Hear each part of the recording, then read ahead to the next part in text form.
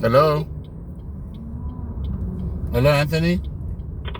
Yes. I couldn't. I couldn't get up. I was trying to call you and tell you to just leave it at the door. Oh, I couldn't hear you because I left my phone in the car. So, and the lady came to the door and I gave it to her. Oh, okay. Thank you. She didn't give it to you. She had a dog. Yeah, my dog came back. Yeah, she got a dog, and I gave it to her. Okay, thank you. You're welcome, Anthony. Happy Thanksgiving, my brother. You too. Thank you. You're welcome. All right.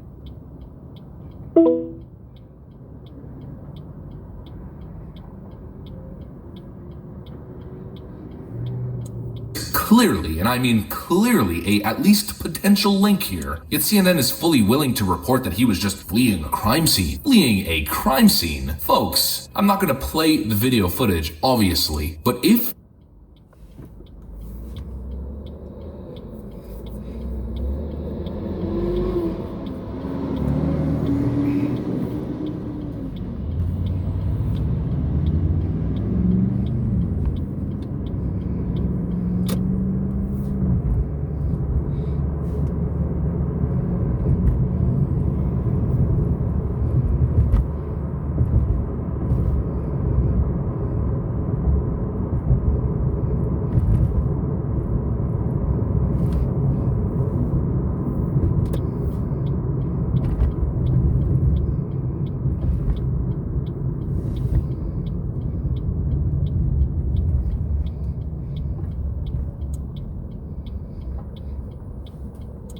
If you take a look at it, there is absolutely no way that this individual is just fleeing a crime scene. You know, there's this really interesting concept called parallel streets, parallel roads, that go through every single city. He could have taken any parallel road across the grid of the entire city, but somehow chose to be on the one where there was a parade and chose to accelerate and not stop while driving directly into a crowd and colliding with dozens of people in a reckless manner without a second thought in the world. Mothers, grandmothers, fathers, children. One of the most despicable acts we have seen in years. And CNN is reporting something that would be beneficial to his potential defense? CNN is reporting, well, we don't know about this case. Let's not jump to conclusions. Meanwhile, the last year, they've jumped to conclusions on every single case. Oh, Kyle Rittenhouse, white supremacist. He went there with the intent to kill. You're telling me that it's a coincidence? You're telling me that all of a sudden they have integrity? Of course not. The fact of the matter is, if the person is white, they report on it, they connect it to Donald Trump, it's Donald Trump's fault, MAGA, extremism, blah, blah, blah, domestic terrorism. If it's an individual of color or somebody connected to any leftist cause whatsoever, they don't tell you the identity. They don't tell you who the person is. They don't tell you the race. They don't make any assumptions whatsoever. They even promote some potential theory that could be used as a defense. Other networks posting headlines like this: 5 people lost and more than 40 injured after car drives through parade in Waukesha, Wisconsin. After car. So the same thing that we see with their perspective on guns. The issue is not the criminal, it's not mental health, it's the gun. Over here, it wasn't leftist extremism and the constant incitement of violence that we see from lefties in the media and MSNBC. The problem was the car. Oh, those pesky cars that just happened to drive into crowds. Oh, well, the car must have been scared of the police. You know those terrible racist police officers. The car was real scared and just happened to drive into a freaking open crowd. It's beyond stupid. It's not stupid though. What it really is malicious. We see the same thing with The Guardian and these other publications in the UK, identifying Muslim extremism and terrorist attacks as Asian refugees. A Trump supporter puts his toe, takes a step in the Capitol, and it's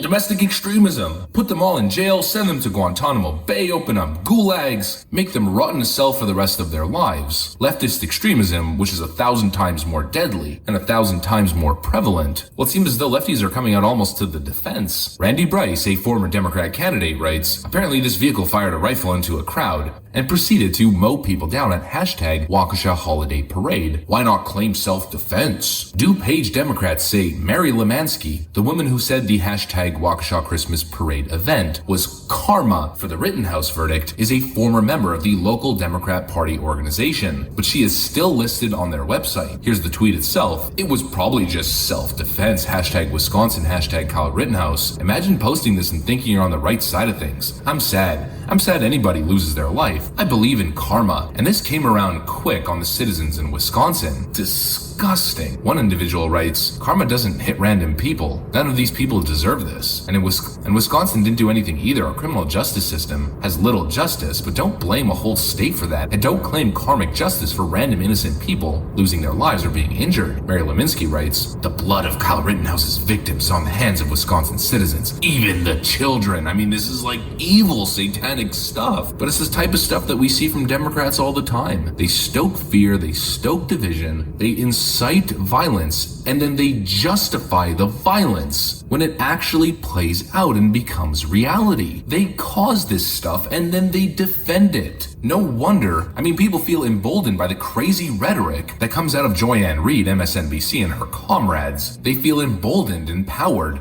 to commit acts of violence. They feel it's justified based on the rhetoric and the literal support that they get from Democrat candidates and organizers and politicians. And then the media defends them. The media hides the facts. The media literally provides defense, and they continue to tell you that you're the problem. It's beyond twisted. Like I always say, folks, it's evil, and every single day, that argument of evil becomes stronger and stronger and stronger as we cover more of these events. It's all connected. Now, this video is already pretty long. I was going to get into some Democrat policy and stuff. Of course, bail reform. This individual who committed this act was let out on $1,000 bail, even though he was a career criminal. We see the same thing happening in New York City, which has become more violent than ever after bail reform was enacted. They're letting out repeat violent criminal felons back on the streets over and over again. They're committing these heinous crimes, and they tell you they're doing it because it's progressivism or compassion. Same thing with the border. I mean, you just Google illegal immigrant, homicide, one after another, all recent stories coming out over and over again. And then they tell you you're racist when you support police, when you support basic societal safety measures, and when you support a strong border. They tell you you're the domestic extremist when you have a track record of actual peaceful protest, when you condemn violence regardless of the political aisle, but they fail to do the same on their side. In fact, they stoke the flames every time. It's absolutely disgusting. It's evil, like I always say, and it's more proof that we are on the right side. That's what I got for you guys, though. If you enjoyed this video, please make sure to leave a like, a comment, subscribe. The video is pretty long right now, so I'll end it right here. Thanks for watching, and I'll see you on the next one.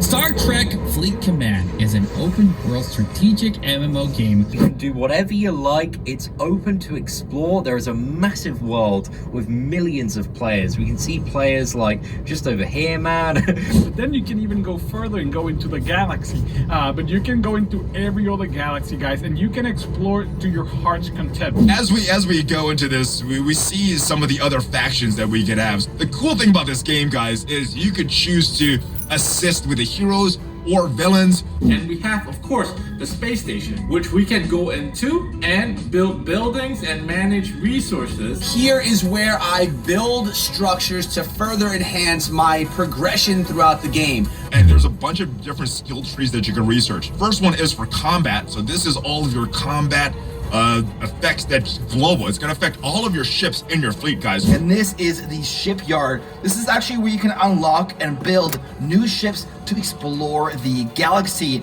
And like I said before, guys, you have all of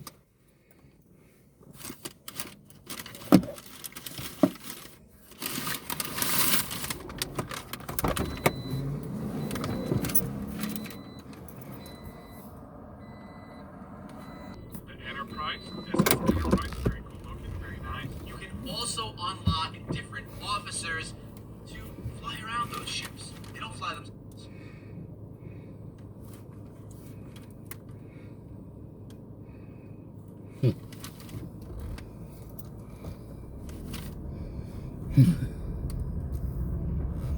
Well, could it be, welcome back, could it be that we have finally reached the tipping point with wretched wokeness?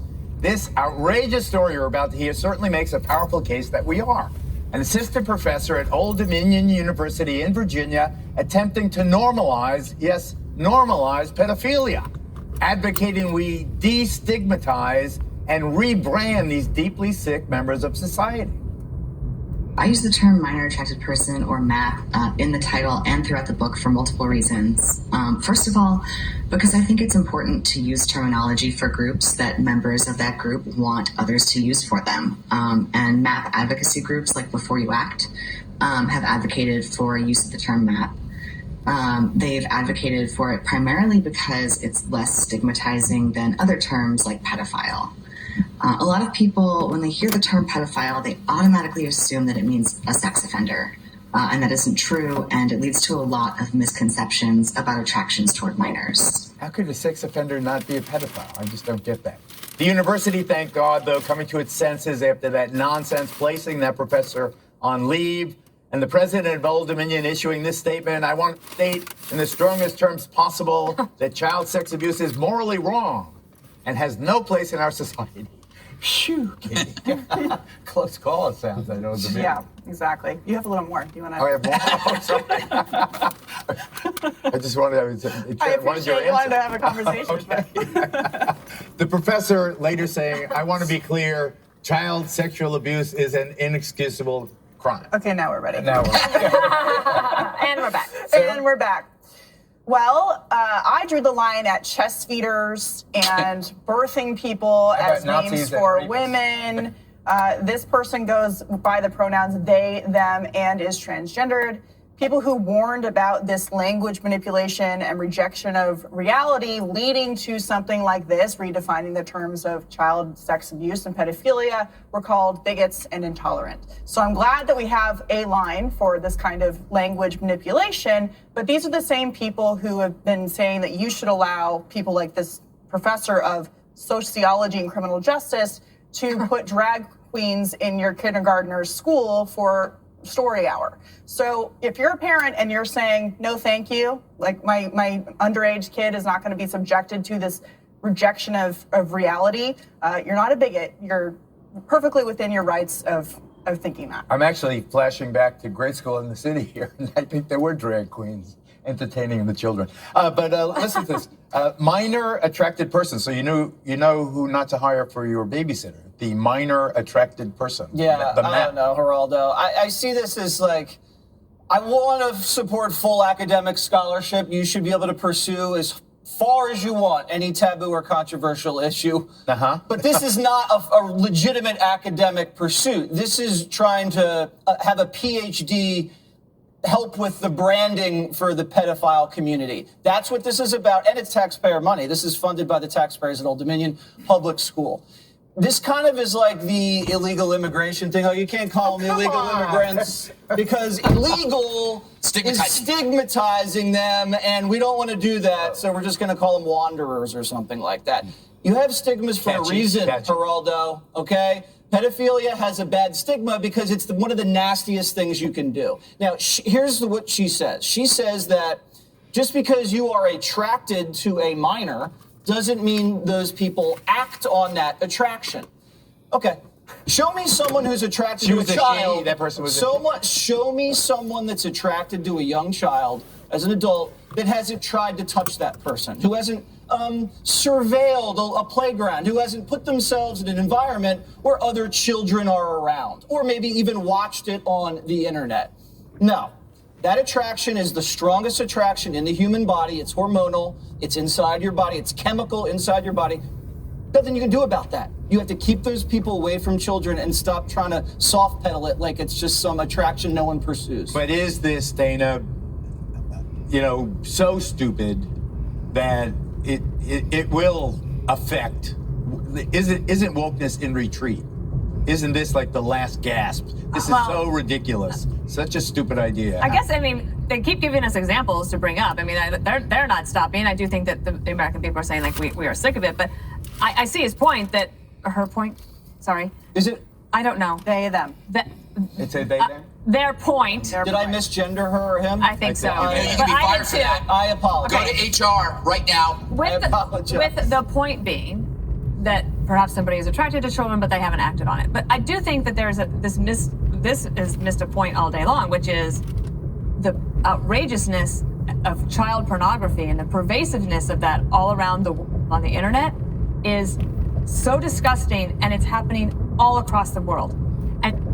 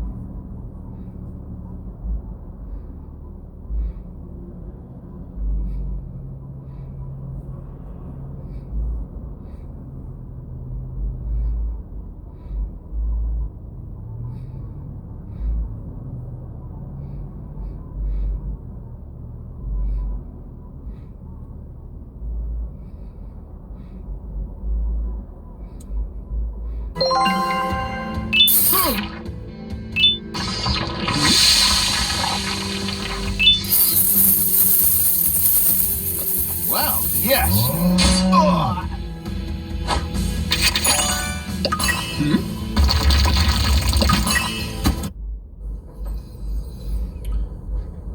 Washington football fans, welcome to another video here on the Washington Football Maniacs channel. Taylor Heinicke, has he finally turned the corner? He has had 2 solid games since the bye week. The Washington football team has beat two solid teams. A team that is probably favored to go back to the Super Bowl, the defending Super Bowl champions Bucks, and another team who was solid, who was trying to make a playoff run, the Carolina Panthers. And Taylor Heineke played error-free football in those last two games. Has he turned the corner? It remains to be seen. I don't know if 2 games is really enough to say this kid is starting to build something special. But here's the thing, it's not just him, of course, it's the entire team that is starting to come together and really starting to make a playoff push. And should I even dare say that? They were left for dead at 2-6. How often have we said that about Washington? They always seem to be 2-6, and then they wake up and decide it's time to play football. But here we are again. Now they're 4-6. They've won 2 in a row. They're going against a reeling Seattle Seahawks team next Monday night. If they're able to pick up the W against Seattle. This is why I like Floyd Mayweather. This video is brought to you by the Officer Tatum Store. The Officer Tatum Store. Get the new merch. Link is in the description section. Make sure you put Tatum IG to get 20% off. Or you can put the new discount code GoBrandon and get 20% off.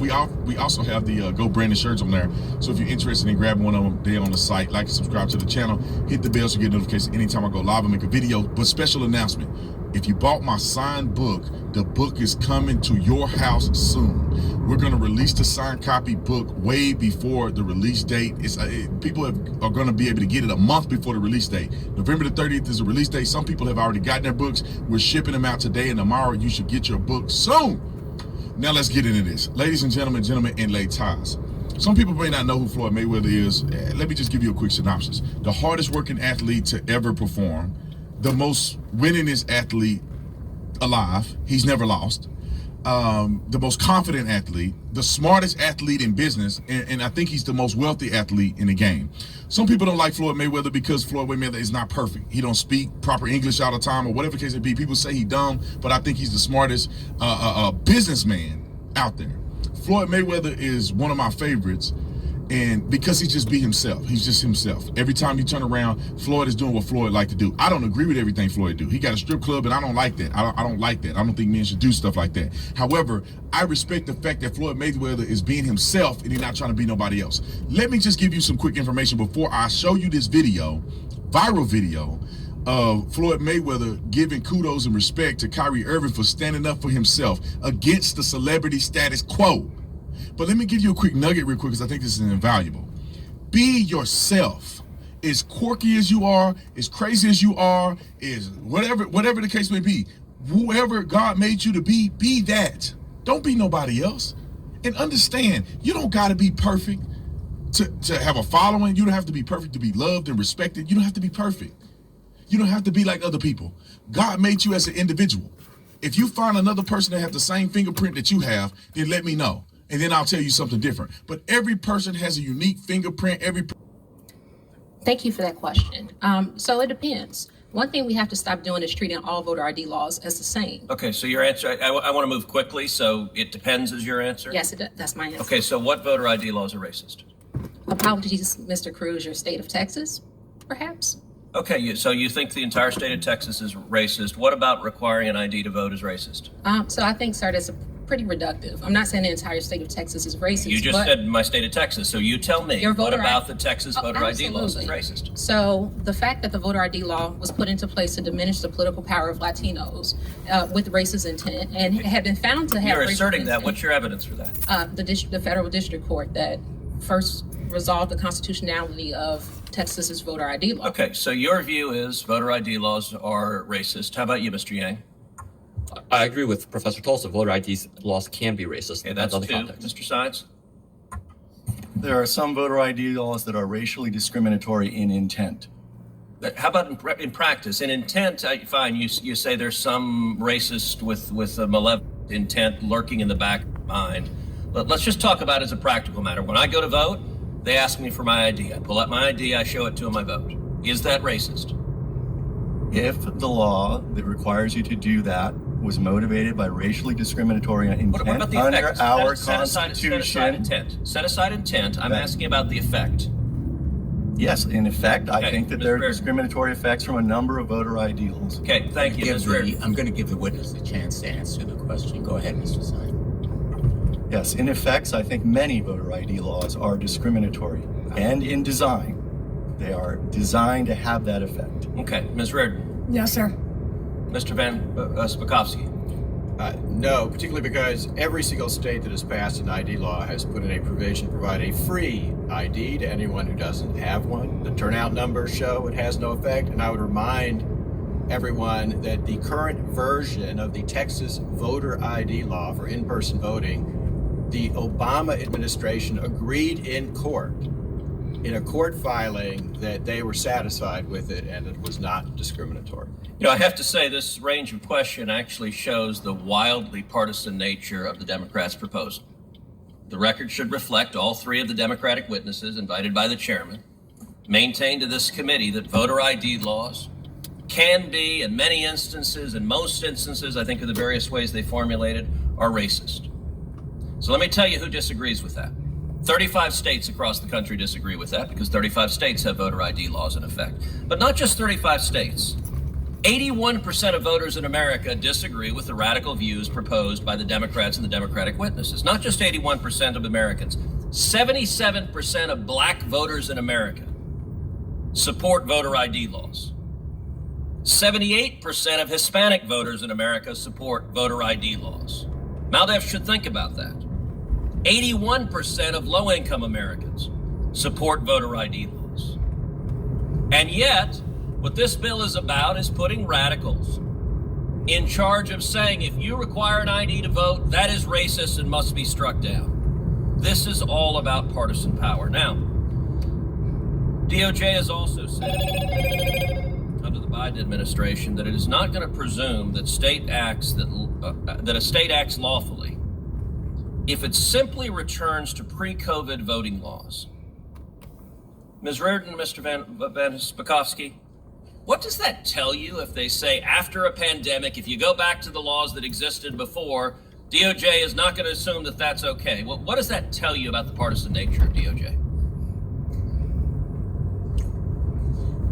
By issuing the guidance that they did, it says to me that what they would like to do is make permanent the emergency procedures that were instituted by many states through litigation by the DNC throughout the country prior to the 2020 election. And they would like those to be permanent. And so rather than understand that they are temporary, they are going to go after states that are designed to go back to their original election procedures.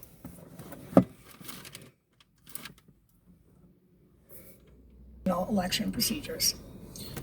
Well, and I think they also think Democrats did well under those emergency procedures, and so keeping those emergency procedures in place will predictably benefit Democrats. You know, I would note, in addition to disagreeing with the vast majority of the American people, the Democratic witnesses and the Democrats here also disagree with the United States Supreme Court. When I was the Solicitor General of Texas, I represented a coalition of states defending Indiana's voter ID law. Before the U.S. Supreme Court, a group of plaintiffs challenged that. It went to the Supreme Court, and the Supreme Court, by a vote of 6-3, upheld Indiana's voter ID law. Not only did they do so, Justice John Paul Stevens, one of the lions of the left, wrote the majority opinion where he said voter ID laws protect the integrity of elections. And yet, sadly, too many Democrats today don't want to protect the integrity of elections. And I've got to say there is a view, particularly from Northeastern Democrats, that they look down on the rest of the country as a bunch of bigots and overalls, their Southern cousins who are too oafish to be as enlightened as they are. And I have to say there's an incredible hypocrisy in that states like Georgia and Mississippi have a higher black voter registration rate than states like Connecticut, the chairman's home state. They have higher black voter turnout rates than states like Connecticut. They have a lower gap between black and white turnout than in states like Senator Blumenthal's Connecticut. And in fact, states like Georgia and Mississippi, African Americans voted a higher rate than white voters, and in Texas, they're basically equal. One of the sad realities of today's Democratic Party is they define race as follows. If you're a Democrat, you qualify. So under the Democratic view, I'm not Hispanic. Senator Padilla is. If you're a Democrat, you're an Hispanic. My abuela would be very surprised to discover I wasn't Hispanic. But that's how Democrat views it. That's how the radicals in the civil rights division view it, and I will point out it as an example. This committee,